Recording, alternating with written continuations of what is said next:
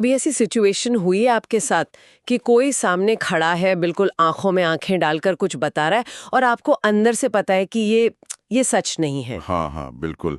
बड़ा अजीब सा लगता है उस वक्त, है ना। बहुत।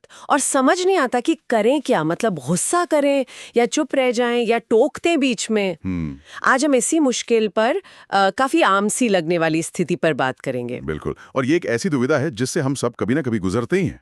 गुस्सा आना तो स्वाभाविक है, पर सवाल यह है कि क्या वो सबसे अच्छा तरीका है। सही बात है। आज हमारे पास झूठ का सामना, शांत और स्मार्ट रहें, इस लेख से कुछ काफी दिलचस्प नुक्ते हैं। देखते हैं ये क्या कहते हैं इस बारे में। हाँ, और हमारा मकसद सिर्फ जानना नहीं है, बल्कि उन तरीकों को समझना है जिनसे हम बिना मतलब माहौल बिगाड़े समझदारी से ये सिचुएशन संभाल सकें। तो चलिए शुरू करते हैं। स्रोत का पहला और शायद सबसे जरूरी सुझाव क्या है?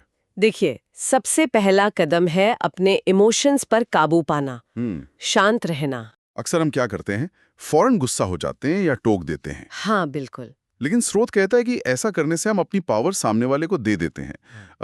बेहतर है कि थोड़ा रुकें, गहरी सांस लें और उन्हें अपनी बात पूरी करने दें। अच्छा, मतलब तुरंत रिएक्ट ना करके हम स्थिति को बिगड़ने से रोक सकते हैं। हाँ बिल्कुल ठीक कहा। स्रोत इस बात पर जोर देता है कि आपकी जो खामोशी है ना, वो अपने आप में एक बहुत पावरफुल जवाब बन सकती है। जब आप शांत रहकर बस सुनते हैं तो ये झूठ बोलने वाले पर एक साइकोलॉजिकल प्रेशर डालता है। उनको अपनी ही कहानी की कमजोरियां शायद सुनाई देने लगें। दिलचस्प है। जैसा स्रोत में कहा भी है, खामोशी एक हथियार है। ये आपको सोचने का, समझने का वक्त भी देती है। अच्छा, तो मान लीजिए हम शांत रह लिए, उसके बाद अगला कदम क्या हो? क्या सीधे सीधे बोल दें कि तुम झूठ बोल रहे हो? स्रोत इसके सख्त खिलाफ सलाह देता है। सीधा आरोप लगाने से क्या होता है कि सामने वाला और डिफेंसिव हो जाता है। हाँ वो तो है। और बातचीत वहीं खत्म। इसके बजाय दूसरा कदम है खुले अंत वाले सवाल पूछना। मतलब ऐसे सवाल जिनका जवाब सिर्फ हाँ या ना में ना हो। अच्छा, जैसे कि कोई उदाहरण देंगे? आप कह सकते हैं, अच्छा ये तो काफी दिलचस्प लग रहा है, क्या तुम इस बारे में थोड़ा और बता सकते हो? या फिर अच्छा फिर उसके बाद क्या हुआ? यहाँ ट्रिक ये है, जैसा स्रोत बताता है, कि जब आप ज्यादा डिटेल मांगते हैं तो झूठ की कहानी को पकड़ के रखना मुश्किल हो जाता है। अच्छा, ज्यादा ब्यौरा देने के दबाव में ना अक्सर कुछ न कुछ गड़बड़ सामने आ ही जाती है। समझ गए। मतलब बिना आरोप लगाए सवालों से ही सच तक पहुंचने की कोशिश। लेकिन स्रोत सिर्फ शब्दों की बात नहीं करता, बॉडी लैंग्वेज का भी जिक्र है ना? हाँ बिल्कुल। तीसरा पॉइंट इसी से जुड़ा है, आपकी बॉडी लैंग्वेज। ओके। स्रोत के मुताबिक बिना मुस्कुराए, शांति से आंखें मिलाकर सुनना, ये अपने आप में एक बहुत क्लियर मैसेज देता है कि आप ध्यान से सुन रहे हैं। हाँ, और सिर्फ सुन नहीं रहे हैं, हर शब्द पर गौर कर रहे हैं। ये एक तरह का खामोश दबाव बनाता है। इससे उन्हें ये लगता है कि उनकी बातों को गंभीरता से लिया जा रहा है। और जैसा स्रोत में लिखा है, इससे अक्सर झूठ बोलने वाले का कॉन्फिडेंस हिलने लगता है।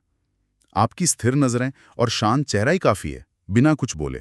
ये तो हुई कि रिएक्ट कैसे करें, पर क्या हर झूठ पर रिएक्ट करना जरूरी है?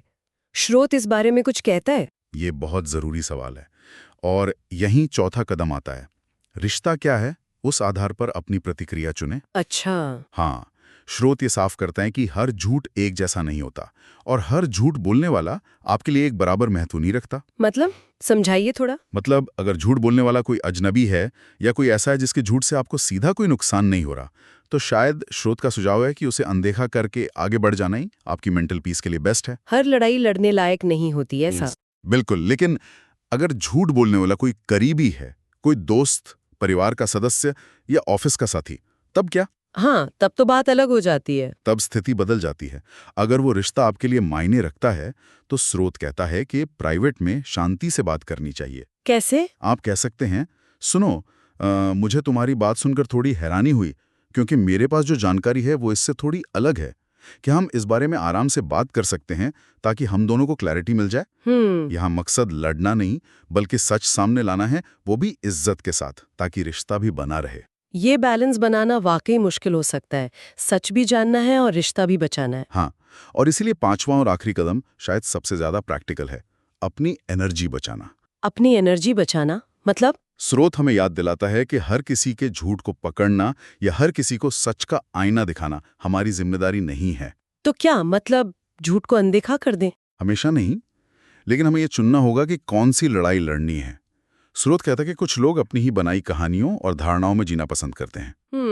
उनके झूठ पर अपनी कीमती मेंटल एनर्जी और वक्त बर्बाद करने से बचना चाहिए। आप उनकी सच्चाई को कंट्रोल नहीं कर सकते, पर आप अपनी शांति को, अपने रिएक्शन को जरूर कंट्रोल कर सकते हैं। तो कुल मिलाकर हमने देखा कि झूठ का सामना करने के लिए सिर्फ हिम्मत नहीं, बल्कि एक तरह की स्मार्टनेस भी चाहिए। शांत रहना, सही सवाल पूछना, अपनी बॉडी लैंग्वेज पर ध्यान देना, रिश्ते को समझना और सबसे जरूरी अपनी एनर्जी कहाँ लगानी है, ये जानना। बिल्कुल। और इन सब में सबसे ऊपर है अपनी मानसिक शांति की रक्षा करना। जैसा कि श्रुत में एक बहुत अच्छी बात कही गई है, झूठ बोलने वाला अपने आप को धोखा देता है, मैं अपनी शांति को धोखा नहीं दूंगा या दूंगी। हाँ, ये याद रखना बहुत जरूरी है कि आपके मन की शांति किसी और के झूठ से कहीं ज्यादा कीमती है। कि हम कैसे तय करें कि कब झूठ का सामना करना वाकई जरूरी है और कब शायद चुपचाप आगे बढ़ जाना ही ज्यादा समझदारी है। सोचने वाली बात है।